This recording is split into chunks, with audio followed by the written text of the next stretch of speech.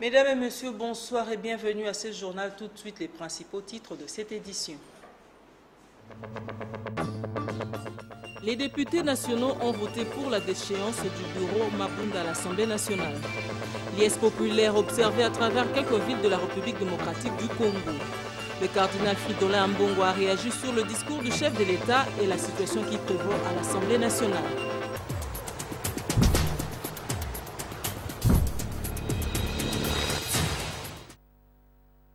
Mesdames et messieurs, bonsoir et bienvenue à ce journal. La très symbolique victoire de la démocratie obtenue ce 10 décembre 2020 dans la salle de congrès du Palais du Peuple mérite un décours.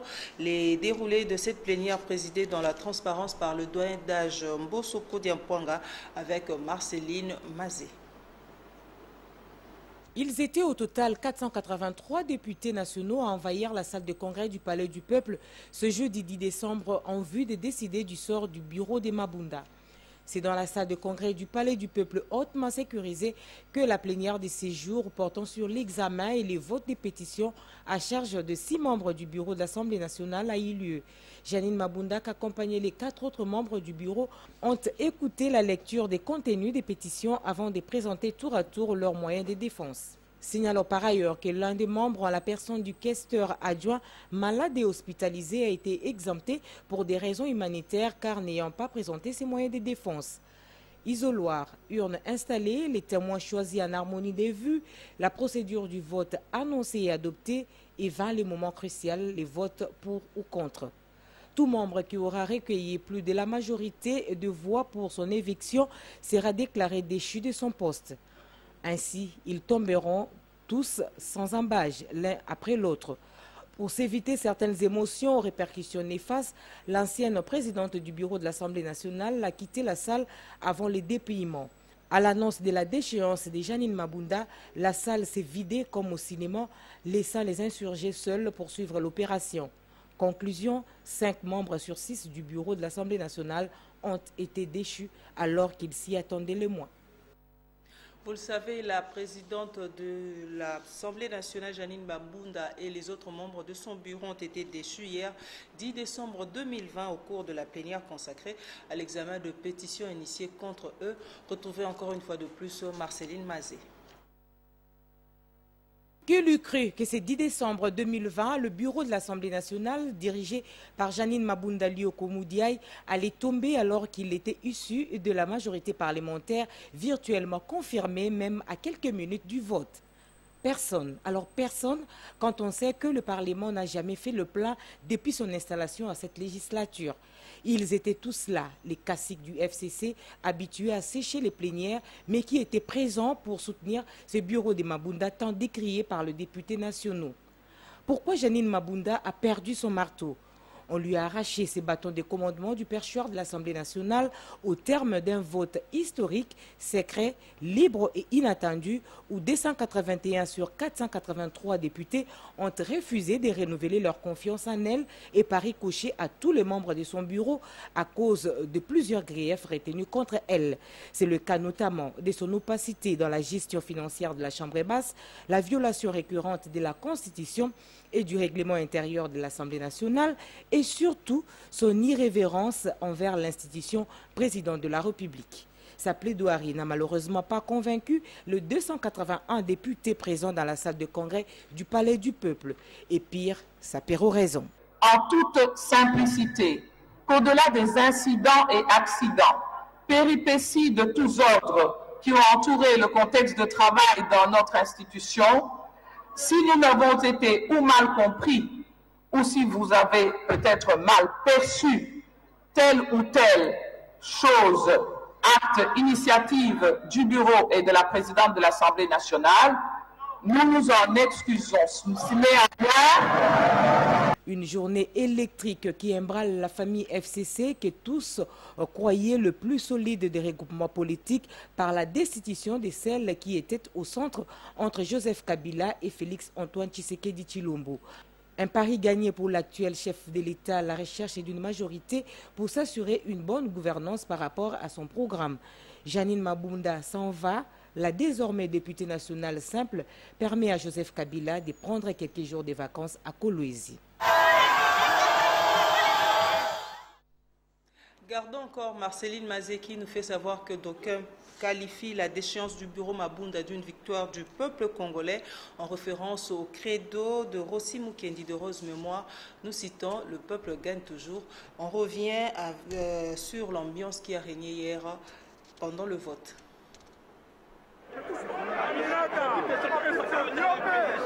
Ce ne sont pas des agitations qui peuvent changer le cours des événements. Au contraire, elles caractérisent l'ambiance démocratique qui a régné ce jeudi 10 décembre au Palais du Peuple. Chacun selon qu'il appartient à tel qu'on veut mettre du sien. La déchéance de Janine Mabunda du bureau de l'Assemblée nationale, autant elle a fait des malheureux, elle a aussi fait plus des heureux dans la salle.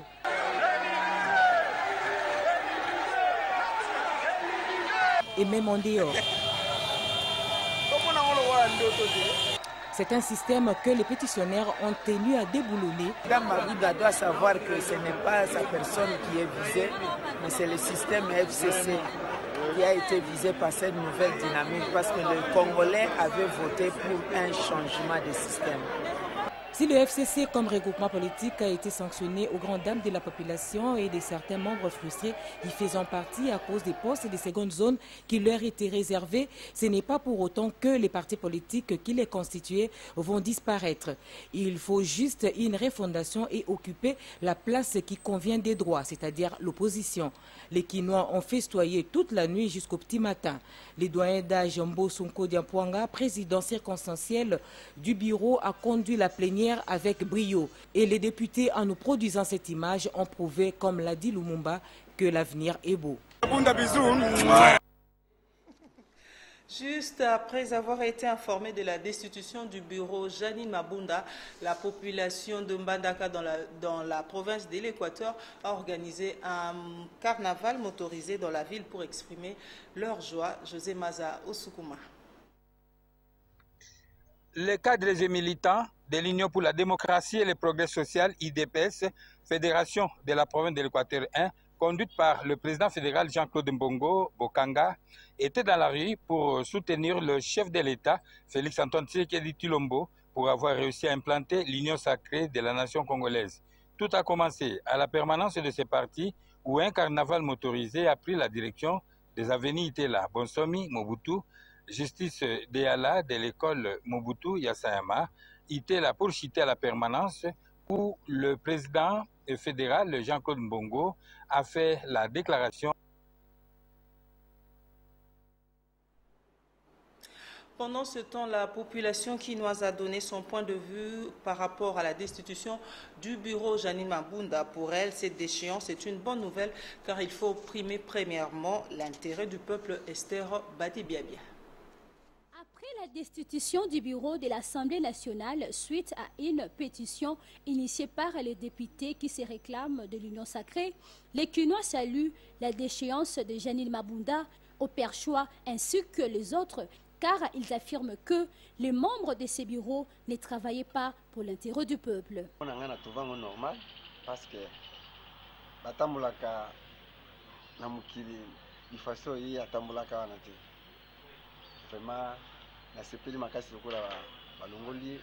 je suis très heureux du fait qu'on l'ait destituée parce qu'elle ne travaillait pas pour l'intérêt du peuple.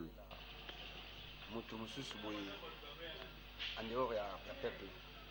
Bon, le coup là ici vraiment, je dis merci pour na sepeli makasi, na sepeli vraiment. Et là quand tu vas dans les avant na commune yango. Que ibeko evana na mboka. Élection c'est que ça mi mutazi pouvoir pas pêcher pour. C'est ce que l'on attendait de toute façon. Le FCC a travaillé 18 ans durant sans résultat au bénéfice du peuple. Qu'il laisse Félix Antoine Tshisekedi travailler librement sans embâge.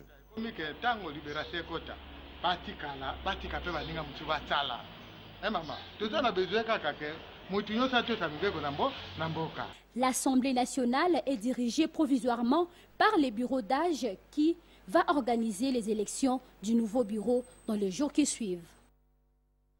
En transit à Kisangani pour Bouta, précisément dans le diocèse de Bondo, où il va célébrer la messe de clôture de 100 ans d'évangélisation du diocèse de Bondo. Le cardinal Fridolin Ambongo a réagi sur le discours du chef de l'État et la situation qui prévaut à l'Assemblée nationale.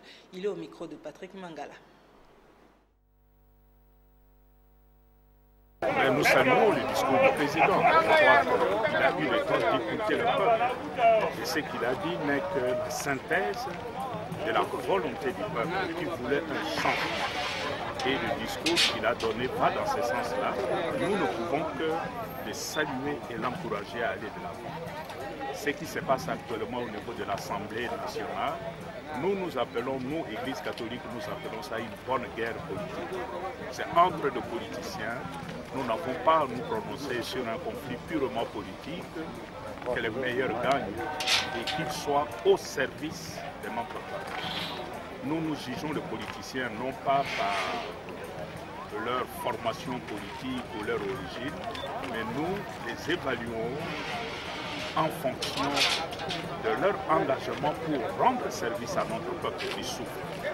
Pour le moment, nous ne nous prononçons pas sur ce qui se passe à l'Assemblée nationale. Nous disons que les meilleurs gagnent et qu'ils soient au service de notre peuple. Retour à Kinshasa où tous les commandants de régiments de la 3e zone militaire ont eu une causerie morale hier jeudi 10 décembre 2020 à la Cité de l'Union africaine avec les présidents de la République Félix-Antoine Tshisekedi Tshilombo venus du front dans les provinces du Nord, Kivu, Sud Kivu, Maniema et l'ex-province orientale. La cinquantaine de ces commandants des opérations sont venus recevoir des directives du commandant suprême de FARDC et lui donner en même temps les nouvelles venant directement de terrain des opérations, la suite avec la presse présidentielle. La situation sécuritaire sur l'ensemble du territoire national, singulièrement dans la partie est de la RDC, a toujours préoccupé au plus haut point le président de la République, commandant suprême des forces armées de la RDC et de la police nationale, Félix-Antoine Tshisekedi Tshilombo. Après son entretien le mardi 1er décembre dernier avec les officiers généraux et supérieurs des FARDC et de la police nationale, le chef de l'État a reçu ce jeudi 10 décembre 2020 pour une causerie morale tous les commandants des régiments des opérations de traque contre les forces négatives dans la 3e zone de défense. Le commandant suprême des forces armées a rappelé au chef des unités combattantes de la 3e zone militaire sa détermination d'éradiquer l'insécurité dans l'est du pays. Venu du front dans les provinces du Nord Kivu, Sud Kivu, Maniema et l'ex-province orientale, ces commandants des opérations, une cinquantaine au total, ont adressé un message de soutien total au chef de l'État. Nous, commandants des régiments, engagés dans les opérations de traque contre les forces négatives dans la 3e zone de défense, avons suivi avec intérêt vos sages conseils et recommandations. Nous rassurons votre plus haute autorité que nous allons les mettre en pratique quoi qu'il en coûte. De la même manière, nous affirmons notre totale détermination à n'exécuter que les ordres émanant de la hiérarchie militaire, c'est-à-dire les ordres et instructions venant de votre plus haute autorité en sa qualité de commandant suprême.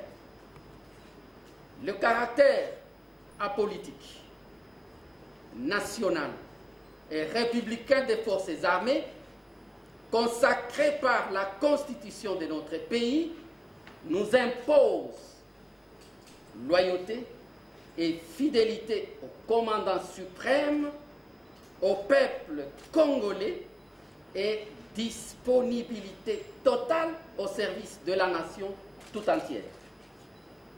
Grâce à votre clairvoyance et à la nouvelle impulsion que vous insufflez à notre outil de défense, nous sommes plus que convaincus et suffisamment armés pour éteindre tous les foyers de tension dans la 3e zone de défense.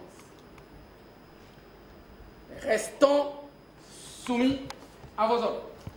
Les commandants régiments des zones opérationnelles dans l'est du pays ont été encadrés par le chef d'état-major général des FARDC, le général d'armée Célestin Balamou Sensé, assisté de ses adjoints et de l'inspecteur général des FARDC, le général Kumba Tangofo. Les notabilités de la province de la Chopo soutiennent l'union sacrée prônée par le chef de l'État Félix-Antoine Tshisekedi Tshilombo ainsi que la ministre de la fonction publique Yolande Bongo, une de leurs filles. Ces notabilités ont fait savoir leur position au cours d'une déclaration devant la presse locale de la Chopo. Suivez un extrait de cette déclaration au micro de Patrick Mangala. Nous, population de la Chopo, représentés par ces notabilités, les mamans et les jeunes, réitérons notre confiance au chef de l'État, son Excellence Félix-Antoine Tshisekedi Tshilombo. La Chopo, c'est le berceau du nationalisme. Nous sommes derrière la vision du chef de l'État, celui de créer l'union sacrée. Notre fille, Madame Yolande Ebong, a été victime du piratage. Nous sollicitons son encadrement, nous sollicitons sa protection auprès de son Excellence, Monsieur le Président de la République, son Excellence Antoine Tshisekedi Tshilombo. Les réactions de soutien au chef de l'État Félix-Antoine Tshisekedi Tshilombo ne cessent de tomber après son discours prononcé à la fin de consultation nationale. Après le président fédéral, c'est le tour du président de l'UDP section Badaka de faire sa déclaration de soutien au président de la République, José Maza Osukuma. Nous sommes le 10 décembre. L'humanité se souvient de la commémoration du 72e anniversaire de la Déclaration universelle des droits de l'homme. Pourquoi il n'est plus normal que nous puissions saluer ce moment fondateur. Sans la paix, il n'y a pas de démocratie. Sans la paix, il n'y a pas d'état de droit. L'état de droit passe par l'impunité, notamment dans le cas du Kasaï, des crimes graves que nous avons connus et la promotion des droits de l'homme. Voilà un peu le sens qu'on a pu donner à cette conférence. Vous savez que les droits de l'homme sont appréciés en termes mitigés en ce qui concerne la respectabilité. Donc les recommandations, c'est que nous devons tous prendre conscience, les pouvoirs publics, les victimes, les populations, pour que les droits de l'homme ne restent pas une simple profession de foi, un simple chapelet d'intention, mais que les droits de l'homme soient traduits effectivement dans les actes concrets et dans le vécu quotidien de chaque citoyen. La journée d'aujourd'hui ne pouvait pas passer inaperçue. Nous avons salué d'abord la Société congolaise pour l'état des droits qui a pensé organiser quand même une thématique phare liée, n'est-ce pas, à la préservation de la paix. Mais nous avons relevé effectivement que pour qu'il y ait la paix dans le monde, pour qu'il y ait la paix dans la région du Kasaï, il a fallu que la justice dise un mot. Donc, c'est-à-dire, relativement à tout ce que nous avons connu dans la région du Kasaï, il est impérieux que notre justice soit mise debout de telle sorte que l'on puisse poursuivre tous les prétendus délinquants bourreaux et enfin qu'ils puissent répondre de leurs actes, pourquoi pas aussi indemniser toutes les victimes, procéder aux allocations de dommages intérêts. Je trouve que si ce chemin sera respecté, ce serait de cette manière que nous devons préserver la paix sur toute l'étendue de la région du Kasaï. Vous venez de suivre le propos les réactions de participants à une conférence débat sur le thème « La paix par le droit pour la paix durable dans l'espace Kasaï », une conférence organisée par la Direction générale de la Société congolaise pour l'état de droit dans la province du Kasaï central à l'occasion de la célébration de la Journée internationale des droits de l'homme. Retour à Kinshasa pour vous dire que poursuivant sa campagne d'autonomisation de la jeune fille, la Fondation Vodacom, en partenariat avec la Fondation Denise Nyakeru, a donné ce vendredi 11 décembre 2020, 100 machines à coudre et plusieurs équipements de couture et un lot de vivres et non-vivres aux personnes vulnérables du centre Mbongwana situé dans la commune de Kintambo. Patrick Borel Mukendi et Jusen Belebele. Dans les soucis de rendre le sourire à la population vulnérable, Vodacom Congo, par les truchements de sa fondation qui organise tout le mois de décembre la campagne appelée Cœur un Cher, qui a pour mission d'aider la communauté démunie à retrouver de l'espoir pendant la période des festivités de Noël et de fin de l'année. Pour cette année, la Fondation Vodacom a apporté une grande innovation de taille dans son action en se consacrant dans l'autonomisation de la jeune fille. Bien soutenue par la fondation de la première dame de l'ère des Congo, Denise Nyakeru Tshisekedi, qui a fait du genre son cheval de bataille et a accepté de travailler en partenariat avec la fondation Vodacom. A noter que le centre Mbongwana de Kitambo, heureux élu, a reçu 100 machines à coudre et plusieurs matériels de couture, ainsi qu'un lot de vivres et non-vivres. Et la fondation Denise Nyakeru avait aussi ramené quelques présents dans sa gibecière pour encourager les jeunes filles vulnérables à bannir les découragements. Il faudra vaincre cette bataille, celle de l'autonomisation de la jeune fille pour le bien-être de la communauté. Mais cette année spécialement, nous avons donné l'honneur à la jeune fille avec l'autonomisation.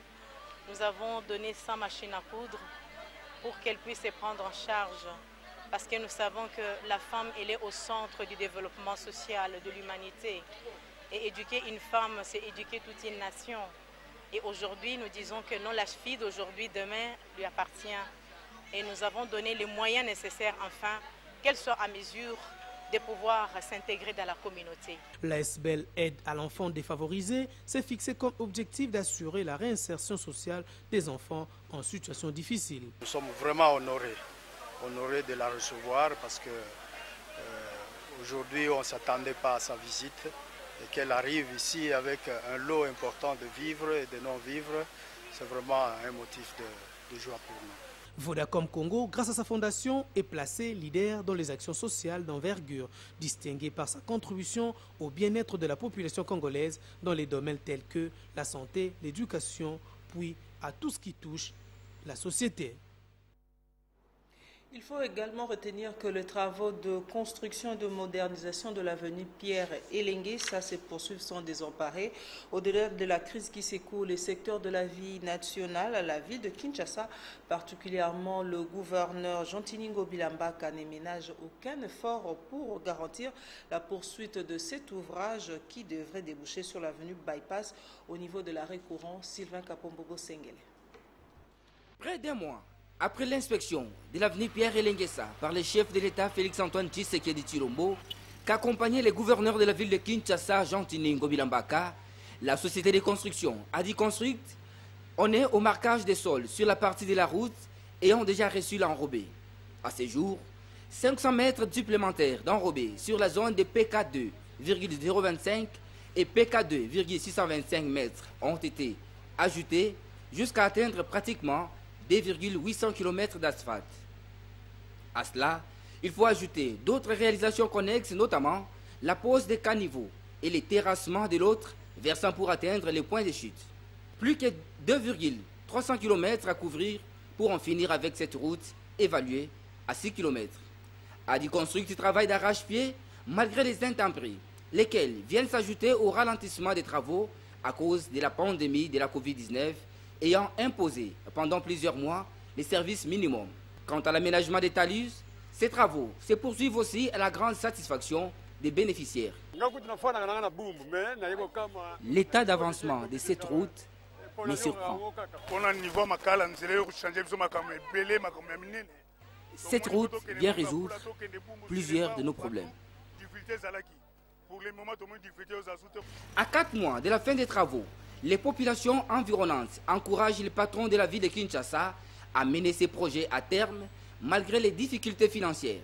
Pour rappel, le 12 novembre dernier, le chef de l'État, ayant reçu les échos retentissants, s'est rendu personnellement sur ces chantiers pour évaluer le niveau d'avancement des travaux et par la même occasion a encouragé l'initiative de l'hôtel de ville chapeauté par Jean-Tini Ngobilambaka. Il faut dire que cette route vient non seulement désenclaver cette partie de la capitale, mais également doter la commune de Makala de sa seule route asphaltée, longue de 6 km, l'avenue Pierre Elengesa traverse 6 communes, notamment Kalamou, Ngiringiri, Bumbu, Makala, Selembao et Mongafula. Place à présent à la rubrique l'actualité vue par les autres. Aujourd'hui, Esther Badi-Biabia et Damien Maungu ont tendu leur micro à Bijou Njonji, qui est directeur des informations à la RTVS 1. Selon lui, l'actualité est dominée par la déchéance du bureau Janine Mabunda. Suivez.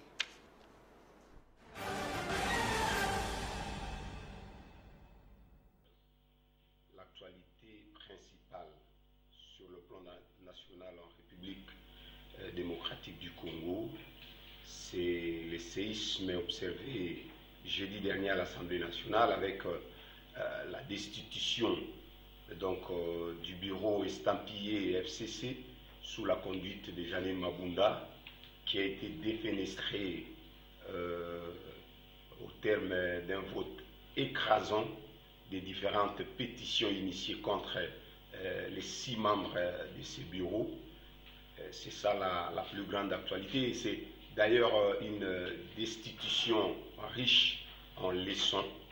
Aujourd'hui, nous avons compris que réellement la majorité du FCC, qui nous a géré pendant plus de 18 ans, n'était qu'une majorité mécanique.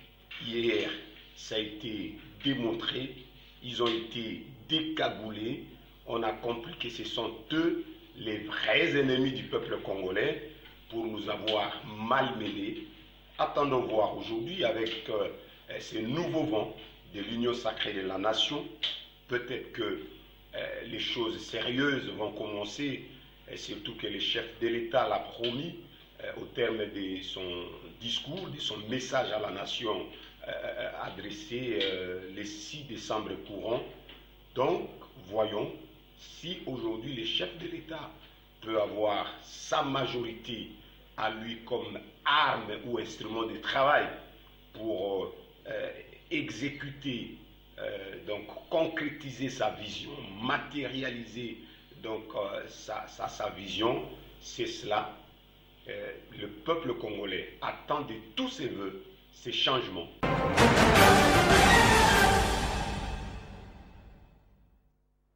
Place à présent à l'actualité africaine dans une sélection de nos partenaires de la Voix de l'Amérique.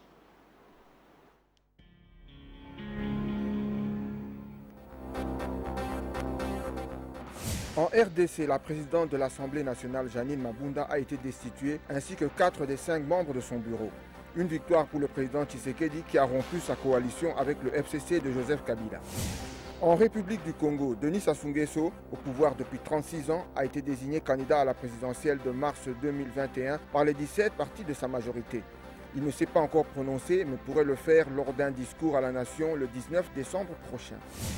Au Ghana, le candidat de l'opposition à la présidentielle, John Mahama, a annoncé jeudi soir qu'il contestait sa défaite face au président sortant Nana Akufo-Addo. M. Mahama revendique par ailleurs la victoire de son parti, le NDC, aux élections législatives.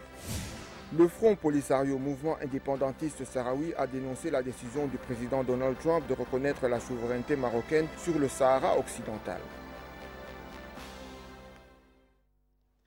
Un seul sujet a fait la une de parution ce vendredi 11 décembre 2020, c'est la destitution de Janine Mabunda de la présidence du bureau de l'Assemblée nationale, revue de presse dans une composition de Sylvie Fortuné-Mboula.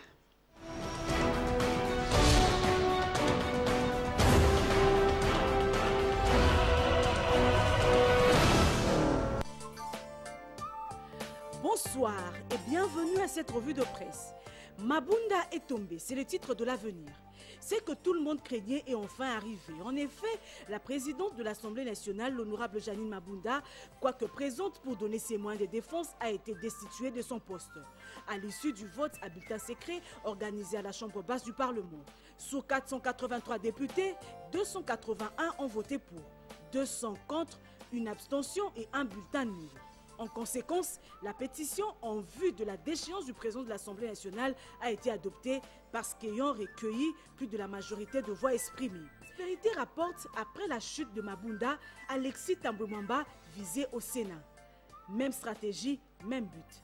Mettre fin à la majorité pro-Kabila et défaire l'ensemble de son système. Après Janine Mabunda, Alexis Tambwe-Mwamba et l'ensemble de son bureau seraient aussi dans les viseurs des pétitionnaires au Sénat. Même si jusqu'ici, rien n'a filtré sur ce qu'on reproche exactement à ces doyens de la politique congolaise et acteurs majeurs du FCC. Mais qui sont les acteurs de cette pétition? Mystère. Terminé, au revoir et bon week-end chez vous.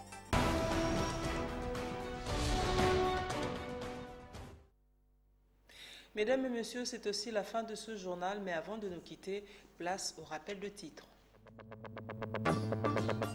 Les députés nationaux ont voté pour la déchéance du bureau Mabunda à l'Assemblée nationale.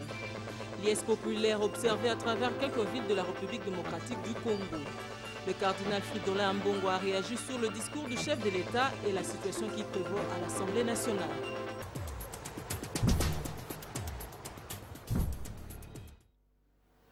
Merci de nous avoir suivis, mesdames et messieurs. Ce journal est terminé. Je vous retrouve la semaine prochaine. Au revoir.